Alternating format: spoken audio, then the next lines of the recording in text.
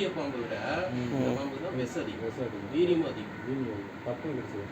கடிக்கிறத விட இந்த வெஞ்சித்தன்மை அதிகமாக இருக்கும்.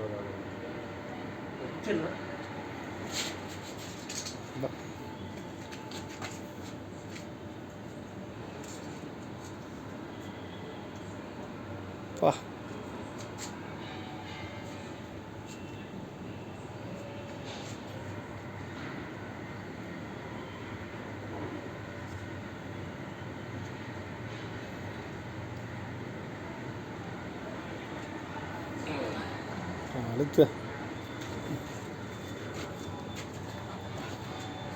ஓகேவா? நல்லா பார்த்து. அத படம் அப்படி எடுக்குது. கடிச்சிச்சா? இல்ல